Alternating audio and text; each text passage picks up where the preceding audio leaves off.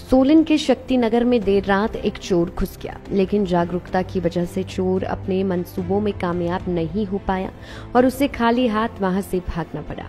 बताया जा रहा है कि ये चोर अपने साथ चाकू और रस्सी और कैंची लेकर घर में घुसा था, जो एक बड़ी घटना को भी अंजाम दे सकता था। फिलहाल ये घटना सीसीटीवी फुटेज में कैद हो गई है और इस घटना की जानकारी पुलिस को दे दी गई है। पुलिस ने मामला दर्ज कर मौके से साक्ष्य एकत्र कर लिए हैं और आगामी कार्यवाही अमल में लाई जा रही है। रोष प्रकट करते हुए अनिल कुमार भनोट ने बताया कि देर रात को जब वे सोने जा रहे थे तो उनके घर के सदस्य की नजर सीसीटीवी पर पड़ी, जिसमें एक व्यक्ति उनके घर के बाहर टहलता हुआ नजर आया। वह घरों के अंदर ताका झांकी कर रहा था। जब वह बाहर निकले तो वह घर के पीछे गली में जा छुपा। जब उसे आवाज लगाई तो वह बाहर नहीं निकला तो सभी ने शोर मचाना आरंभ कर दिया। चोर चोर की आवाज सुनकर सभी लोग जाग गए और तब गली में छुपा चोर वहां से निकला और दीवार फांद कर खेतों में से होता हुआ जंगल की ओर भाग गया।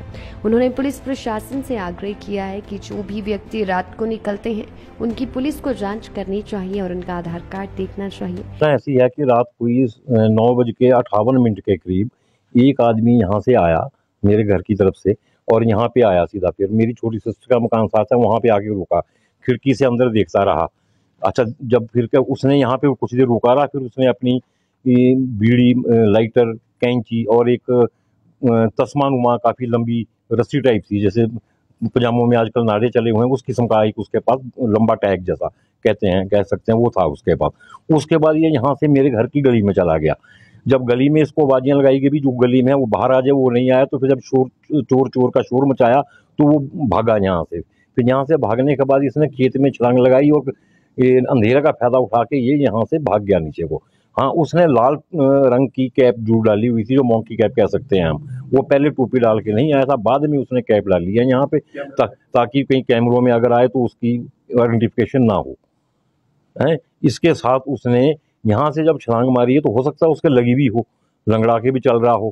तो इसके साथ हमारे जो जौनाजी रोड पे ट्रैफिक पुलिस के कैमरे हैं वो भी अगर इन्वेस्टिगेट करें तो उसमें भी उसकी फोटो आ सकती है।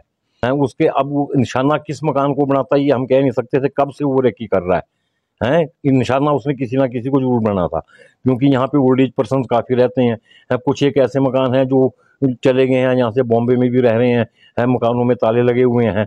तो आजकल छुट्टियां भी थी, लोग भी घरों से बाहर गए हुए हैं। अब उसने किसको निशाना बनाना था, क्या करना था ये नहीं पता, पर ये भी हथियार बंद था, वो हथियार साथ लेके चला हुआ था ताकि अगर उसके ऊपर कोई अटैक करे तो उसका वो प्रतिरोध कर सके। छोटी सिस्टर ने अपने सीसीटीवी की कैमरे में चेक किया, उसने देखा भी एक आदमी आया, यहाँ पे बैठा, यहाँ से फिर वो गली में चला गया।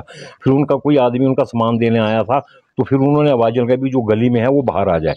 वो बाहर नहीं आए। फिर जब चोर चोर का शोर मचाया तब लगा पता हमारे को भी ये यहाँ पर छुपा हुआ है। उसके बाद सीसीटीवी पूरे फुटेज पूरे देखे गए तो पूरी उसकी क्लिपिंग नजर आ गई, जो कि हमने मीडिया को भी दी और पुलिस चौकी के इन्वेस्टिगेशन अफसर कोमल चंद को भी हमने उपलब्ध करा दी है। सोलन पर पुलिस प्रशासन है इस बारे में, जो यहाँ के बाहर के जो लेबर क्लास के लोग हैं, गोरखे हैं, यूपी बिहार के हैं, लेबर क्लास के हैं, जो रात को चलते हैं, उनके ऊपर प्रॉपर नजर रखी जाए इनके ऊपर, क्योंकि ये किसी को भी कहीं पे भी कुछ कर सकते हैं। क्योंकि आजकल सोलन में जो है अधिकतर जो लोगों के बच्चे हैं वो बाहर नौकरियों में गए हैं, पेरेंट्स ओल्ड एज में हैं, वो अकेले ही घरों में रह रहे हैं।